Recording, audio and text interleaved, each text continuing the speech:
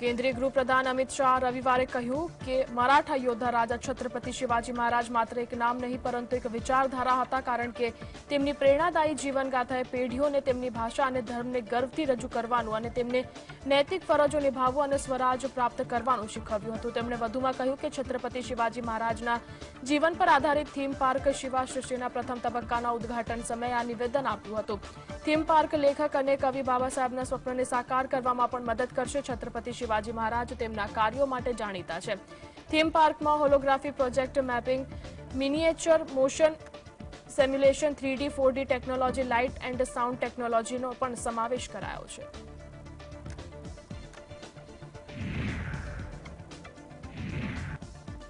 સાથે જ ચૂંટણી ચીન મુદ્દે ચૂંટણી પંચના આદેશને ઉદ્ધવ ઠાકરે સુપ્રીમ કોર્ટમાં પડકારશે। ચૂંટણી પંચે પક્ષના બંધારણને જાણી જોઈને નબળું બતાવ્યું હોવાના આક્ષેપ ઉદ્ધવના જૂથે કર્યો છે, તો બીજી તરફ શિંદે જૂથે પણ સુપ્રીમમાં પોતાના પક્ષ પહેલા સાંભળવાની અરજી કરી છે। શિવસેનાના નેતા સંજય રાઉતે એક નિવેદનમાં જણાવ્યું કે પક્ષનું નામ અને ચિહ્ન માટે 2000 કરોડની ડીલ કરવામાં આવી છે। આ પહેલા ઉદ્ધવ ઠાકરે પોતાના સમર્થકોને સંબોધિત કરી પક્ષના ધનુષ બાણના પ્રતીકની ચોરી કરી ગયેલા ચોરોને પાઠ ભણાવી દેવા જણાવ્યું હતું અને આપણે ચૂંટણીઓમાં ચોરને પાઠ નહીં ભણાવી દઈએ ત્યાં સુધી જંપીને બેસીશું નહીં, ચૂંટણીની તૈયારીઓ તત્કાળ શરૂ કરી દો।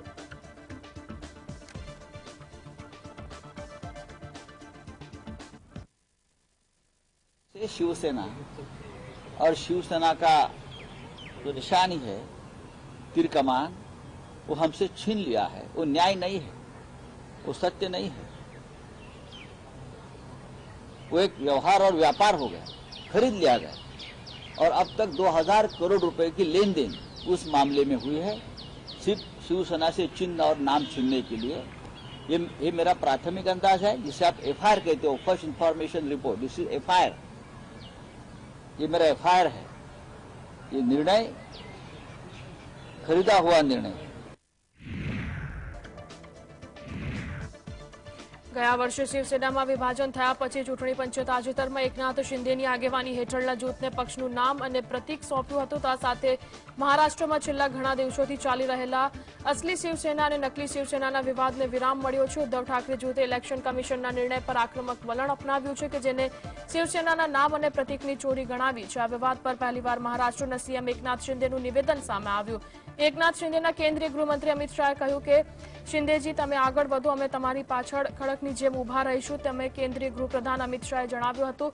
શનિવારે પુણેમાં એક કાર્યક્રમને સંબોધતા તેમણે કહ્યું કે સત્યમેવ જયતે શબ્દ ગઈકાલે વાસ્તવિકતા બની ગયો। ચૂંટણી પંચે દૂધનું દૂધ અને પાણીનું પાણી કરી દીધું। चुनाव आयोग ने दूध का दूध और पानी का पानी कर दिया है। कल ही सत्यमेव जयते के सूत्र को चरितार्थ किया गया है और आपकी आवाज ऐसी होगी क्या? चलेगी ऐसी आवाज? मेरे साथ दोनों हाथ उठाइए और महाराष्ट्र की सभी लोकसभा जीतने के संकल्प की मुट्ठी बींचिए।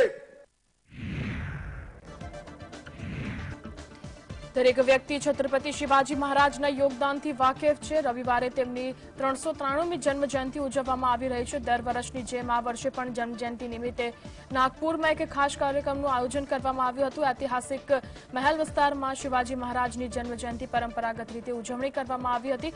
સાથે જ કોરોના બાદ યોજાયેલા આ કાર્યક્રમમાં ભારે ભીડ જોવા મળી હતી, જેને જોઈને લોકોમાં ઉત્સાહ જોવા મળી રહ્યો। ત્યારે આ કાર્યક્રમમાં ભાગ લેનાર સહભાગીઓ અને દર્શકોના ચહેરા પર છત્રપતિ શિવાજી મહારાજ માટે ગર્વની लागणी જોઈ શકાઈ હતી। हमारा उत्सव था वो कोरोना के बाद सेकेंड टाइम हो रहा है, तो और बहुत ज़्यादा धूम धड़ाके में हुआ है। इस कारण बहुत नागपुर की पब्लिक बहुत ज़्यादा यहाँ पे आई है और इसी प्रकार का प्रतिसाद अगले साल भी आप लोगों को दिखने मिल सकता है। जयंती के इससे तो हम यही बताना चाहते हैं कि शिवाजी महाराज क्या थे, उन्होंने समाज के लिए क्या किया, वो सब चीज़ें हम यहाँ पे दिखा रहे हैं। और जो ढोल ताशा पथक और जो ताल धाल ये सब चीज़ें जो है और घोड़ा सवारी ये सब यहाँ पे इस माध्यम से शिवाजी जयंती के महाराज के जयंती के माध्यम से हम यहाँ पे दिखाने का प्रयत्न कर रहे हैं। साल आता हूँ यहाँ पर, लेकिन इस साल ज़्यादा ही उत्साह है। बिल्कुल ऑसम का माहौल है, खासकर यंगस्टर, बहुत मेरे डॉटर, उनके कॉलेज के बच्चे सब आए यहाँ पर ग्रुप बना के। तो बहुत ही यानी इस साल का तो मेरे को बहुत आउटस्टैंडिंग कार्यक्रम लग रहा है। ये पार्टिसिपेशन खासकर लोगों का पूरे एज ग्रुप के है यहाँ पर, देख के बहुत अच्छा लग रहा है कि ये परंपरा चली आ रही है, ये सालों साल बढ़ते जा रही है।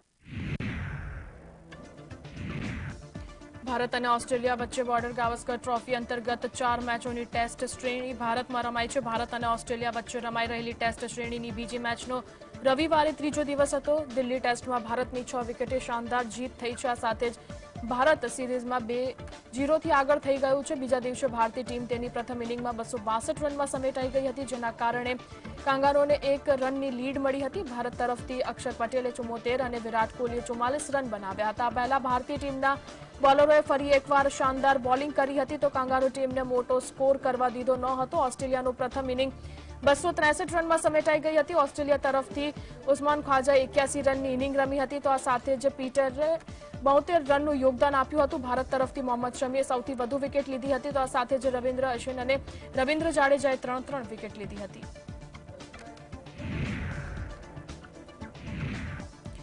કર્ણાટકના મુખ્યમંત્રી બસવરાજ બોમ્માઈએ જાહેરાત કરી છે કે સરકારી યુનિવર્સિટી અને સરકારી ડિગ્રી કોલેજમાં નિઃશુલ્ક શિક્ષણ અપાશે. સરકારી શાળાઓમાં ભણતા 8 લાખ જેટલા વિદ્યાર્થીઓને લાભ થશે. આ ઉપરાંત 500 વિદ્યાર્થીઓ કે જે તેમણે ગ્રામીણ શાળાઓમાં કન્નડ ભાષામાં જ શિક્ષણ લીધું હોય અને પ્રોફેશન કોર્સ માટે ગવર્મેન્ટ ક્વોટામાં પસંદ કરાયા હોય તેઓને નિઃશુલ્ક શિક્ષણ આપવામાં આવશે. ઉપરાંત સરકારના હાયર એજ્યુકેશન માટેના 10 ધોરણ જેણે જાળવ્યા હોય તેવી યુનિવર્સિટીને ₹50 લાખ સુધી આપવામાં આવશે. તે મુખ્યમંત્રી બોમ્માએ જણાવ્યું હતું કે રાજ્યની આરોગ્ય સુવિધાઓ વિશે માહિતી આપતા બસવરાજે કહ્યું હતું કે માંડ્યાને હસન સ્થિત ઇન્સ્ટિટ્યૂટ્સ ઓફ મેડિકલ એન્ડ સાયન્સમાં પોસ્ટ ગ્રેજ્યુએટ ડિગ્રી કોર્સ શરૂ કરવામાં આવશે.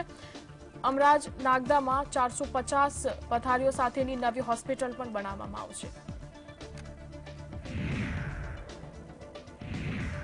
દિલ્હીના ડેપ્યુટી સીએમ મનીષ સિસોદિયાએ તાજેતરમાં જ એક્સાઇઝ પોલિસી કેસમાં સીબીઆઈ દ્વારા નોટિસ મોકલવામાં આવી હતી કે જેમાં તેમને પૂછપરછ માટે હાજર રહેવા માટે કહેવામાં આવ્યું, પરંતુ નાયબ મુખ્યમંત્રી દિલ્હીનું બજેટ તૈયાર કરવા માટે સીબીઆઈ પાસે 1 સપ્તાહનો સમય માંગ્યો. તેમનું કહેવું છે કે એકવાર તેઓ બજેટ તૈયાર કરી લે પછી સીબીઆઈ તેમને સમન મોકલી શકે છે. તે તપાસ અધિકારીઓને દરેક સવાલનો જવાબ આપવા માટે સંપૂર્ણ રીતે તૈયાર છે. के ऑफिसर्स को रिक्वेस्ट किया है कि भाई आपकी हर पूछताछ में मैंने सहयोग किया है, मैं आगे भी करूंगा, लेकिन फिलहाल मेरा डे टू डे मैं दिन रात एक करके बजट को फाइनलाइज कर रहा हूं और किसी भी वित्त मंत्री के लिए जब बजट फाइनल हो रहा होता है तो उसको दिन रात एक करके काम करना होता है.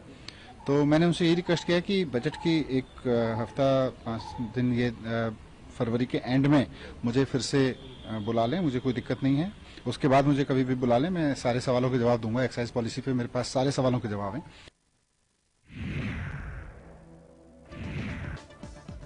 ઉત્તર પ્રદેશના મુખ્યમંત્રી યોગી આદિત્યનાથે રવિવારે લખનૌ વિધાનસભા લોજિસ્ટિક ડિજિટલ ગેલેરીનું ઉદ્ઘાટન કર્યું હતું. ડિજિટલ ગેલેરી દ્વારા લોકોને હિન્દી અને અંગ્રેજી ભાષામાં ઉત્તર પ્રદેશ વિધાનસભાનો સમગ્ર ઇતિહાસ જાણવા મળશે, તેમજ આવનાર સમયમાં તમામ મહેમાનો આ ઇતિહાસને વાંચી અને સમજી શકશે.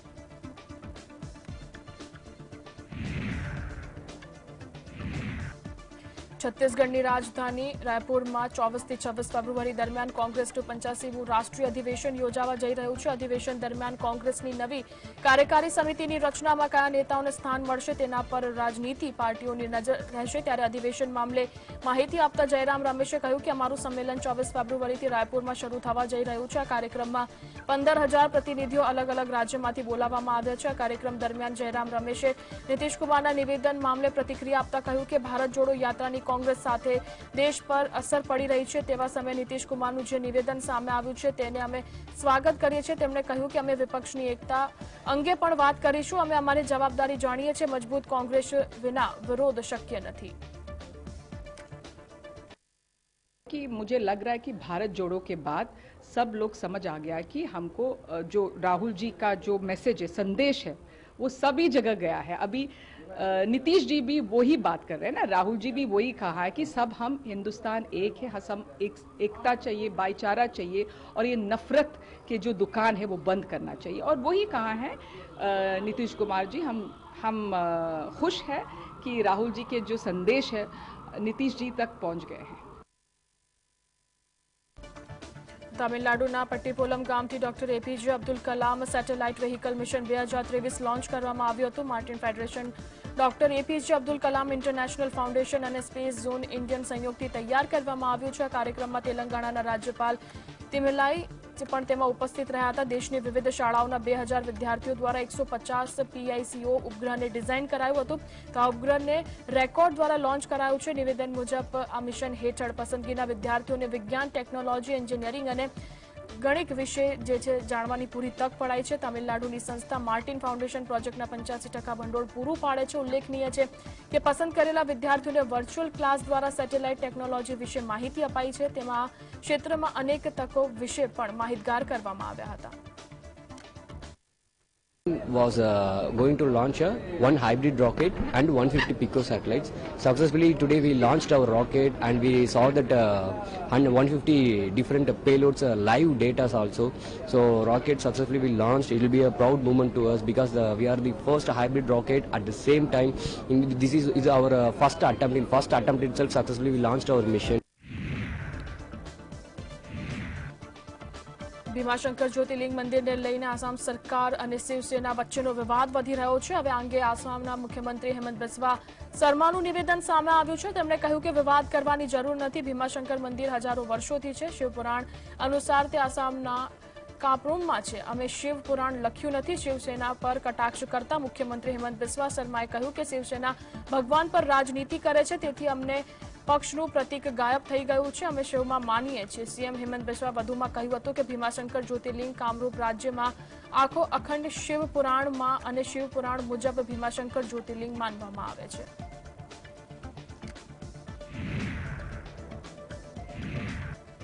હરિયાણાના પંચકુલામાં જૂની પેન્શન યોજના ફરી શરૂ કરવાને લઈને હંગામો ચાલી રહ્યો છે. સરકારી કર્મચારીઓ તેમની માંગણીઓને લઈને ચંદીગઢ પંચકુલા બોર્ડર પર વિરોધ પ્રદર્શન કર્યું હતું કે જે બાદ સ્થિતિ વધુ તંગ બની જતા પોલીસે દેખાવ કરનારને શાંત પાડવાનો પ્રયાસ કર્યો હતો. પરંતુ કાર્યકરો અને પોલીસ સામસામે આવી જતા પોલીસે સ્થિતિને કાબૂમાં લેવા માટે પાણીના તોપનો ઉપયોગ કર્યો હતો કે તેમજ ટીયર ગેસને છોડવામાં આવ્યું હતું. તો બીજી તરફ કેટલાક વિરોધ કરનારા મુખ્યપ્રધાન આવાસની બહાર પણ વિરોધ નોંધાવ્યો હતો.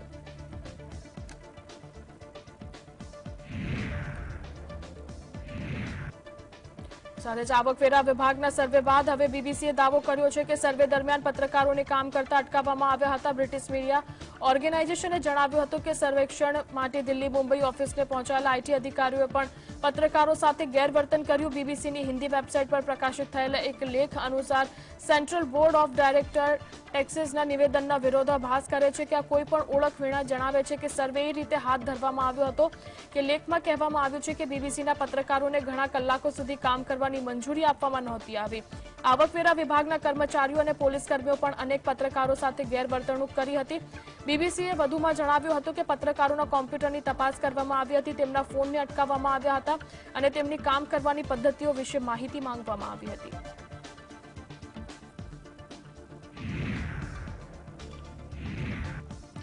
હિમાચલ પ્રદેશમાં પણ હવે તાપમાન વધવાનું શક્ય થયું છે. પર્વતીય વિસ્તારમાં ન્યૂનતમ તાપમાન સામાન્યથી ઘણું વધારે નોંધાયું છે. શિમલામાં ફેબ્રુઆરીમાં લઘુત્તમ તાપમાન છેલ્લા 8 વર્ષનું રેકોર્ડ બ્રેક કર્યો હતો. તો હવામાન વિભાગના અહેવાલ અનુસાર શુક્રવાર રાત્રે શિમલામાં લઘુત્તમ તાપમાન 14.4 ડિગ્રી નોંધાયું હતું. અગાઉ ફેબ્રુઆરી 2015માં 14.2 ડિગ્રી તાપમાને રેકોર્ડ તોડ્યું હતું. તો તાપમાનમાં વધારાની સાથે જ હિમાચલના વાતાવરણમાં અચાનક જ ઠંડી ગુમ થઈ ગઈ હતી. હિમાચલના પાડોશી રાજ્યોના મુખ્ય શહેરોમાં લઘુત્તમ તાપમાન શિમલાથી ઓછું રહ્યું હતું. તો ચંડીગઢમાં લઘુત્તમ તાપમાન 11.8 ડિગ્રી સેલ્સિયસ, દહેરાદૂનમાં 11.1 ડિગ્રી સેલ્સિયસ, અંબાલામાં 12.8 ડિગ્રી સેલ્સિયસ તાપમાન નોંધાયું હતું કે જ્યારે શિમલામાં મહત્તમ તાપમાન સામાન્યથી અનેક ડિગ્રી વધુ 23.2 ડિગ્રી સેલ્સિયસ નોંધાયું હતું. હવામાન વિભાગને માનીએ તો આજે હવામાનમાં મિજાજમાં હળવું પરિવર્તન જોવા મળી શકે છે. રાજ્યના વધારે ઊંચા અને ઓછી ઊંચાઈવાળા વિસ્તારોમાં હળવા વરસાદ કે હિમવર્ષા થવાની પણ શક્યતા છે. તેનાથી રાજ્યમાં ગરમીથી રાહત મળવાની શક્યતા છે. गिरी भी है तो बहुत कम गिरी है, हाइट में थोड़ी बहुत गिरी है, लेकिन शिमला का जो आसपास का एरिया है यहाँ तो बर्फ का नाम ही नहीं था. बाकी बारिश आती है, बारिश भी नहीं हुई इस बार. तो नेचुरली दिखती बात है कि ये मौसम एकदम से गर्म हुआ है. ये बहुत सालों के बाद ऐसा तालमेल हुआ कि एकदम फरवरी महीने में शुरू में ही गर्मी हो गई. पर स्नोफॉल देखने के लिए आया था, लेकिन शिमला में अब की बार स्नोफॉल भी नहीं हुआ. फिर मेरे को नारकंडा जाना पड़ा, वहां पे जाके थोड़ा बहुत टेम्परेचर मेरे को कम मिला. लेकिन शिमला में जैसा बोला जा रहा था कि भाई फरवरी के महीने में आप घूमने के लिए अच्छा स्थान है, टेम्परेचर बहुत कम रहता है, अब की बार ऐसा मेरे को फील नहीं हुआ. 15 डिग्री टेम्परेचर और अभी भी मैं यहाँ खड़ा हूँ तो चुभन सी फील हो रही है. यानी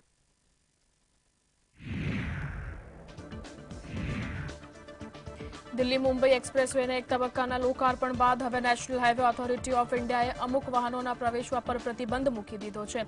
આ હાઈવે પર bike, scooter, three wheeler, motor વિના ચાલતા વાહનો, ટ્રેલરોની સાથે કે તેના વિના ચાલતા ટ્રેક્ટર અને ટુ વ્હીકલ સહિત ધીમી ગતિના વાહનોને પ્રવેશ પર પ્રતિબંધ મૂકી દીધો છે. નેશનલ હાઈવે ઓથોરિટી ઓફ ઇન્ડિયાએ આ અંગે ગેજેટ નોટિફિકેશન જાહેર કર્યું છે. તેમણે જણાવ્યું છે કે હાઈ સ્પીડ પર ચાલતા વાહનોની અવરજવરની તુલનાએ ધીમી ગતિએ ચાલતા વાહનોની સુરક્ષા જોખમાઈ શકે છે. નોટિફિકેશનમાં જણાવવામાં આવ્યું છે કે એક્સપ્રેસવે હાઈ સ્પીડ કોરિડોર તરીકે વિકસિત કરાયો છે. એક્સપ્રેસવે માટે મોટર વ્હીકલની મહત્તમ ગતિ મર્યાદા 80 કિલોમીટર પ્રતિ કલાકથી 120 કિલોમીટર પ્રતિ કલાકની નક્કી કરાઈ છે.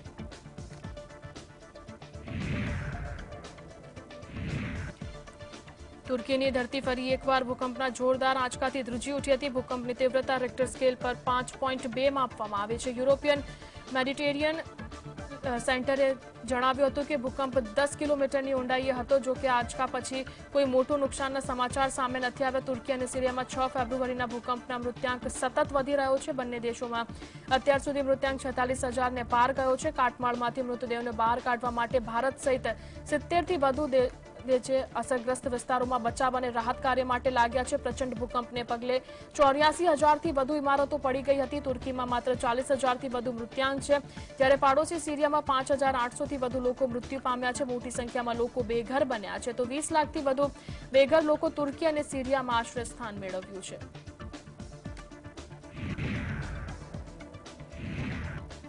વિનાશક ભૂકંપથી પ્રભાવિત સિરિયાની રાજધાની દમસ્કાસમાં ગત મોડી રાત્રે ઇઝરાયેલની સેનાએ હવાઈ હુમલો કર્યો હતો.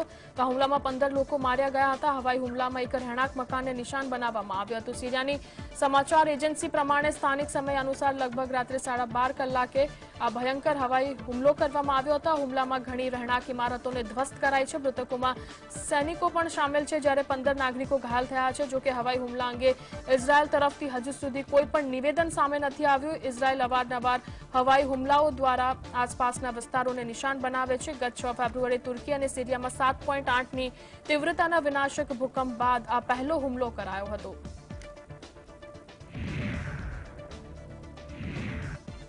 તો મોટા આર્થિક સંકટનો સામનો કરી રહેલા પાકિસ્તાનમાં મોંઘવારીએ નવો વિશ્વ રેકોર્ડ બનાવ્યો છે. પાકિસ્તાનમાં કે જ્યાં 1 લીટર દૂધની કિંમત 250 રૂપિયા પર પહોંચી ગઈ છે, ત્યાં ઇસ્લામાબાદમાં લોકોના મુખ્ય ખાદ્ય પદાર્થ ચિકનની કિંમત 780 રૂપિયા પ્રતિ કિલો સુધી પહોંચી છે. જો કે પાકિસ્તાનના સંરક્ષણ મંત્રીએ કબૂલાત કરી હતી કે તેમનો દેશ હવે એક રીતે નાદાર થઈ ગયો છે. પહેલાથી જ કંગાળ બનેલા પાકિસ્તાને આ સામે પહોંચેલી મોંઘવારીથી લોકોનું જીવન બરબાદ કર્યું છે. મોંઘવારી દરના તાજેતરના આંકડા પ્રમાણે હાલમાં મોંઘવારીએ મોટો ઉછાળો માર્યો છે. પહેલાથી જ મોટી રોકડની તંગીનો સામનો કરી રહેલા પાકિસ્તાનમાં વાર્ષિક ફુગાવાનો દર અઠવાડિયે વધીને રેકોર્ડ બ્રેક 38.42% થયો છે. આવશ્યક ચીજ વસ્તુઓના ભાવમાં સતત વધારાના કારણે પાકિસ્તાનમાં મોંઘવારી આસમાને પહોંચી છે.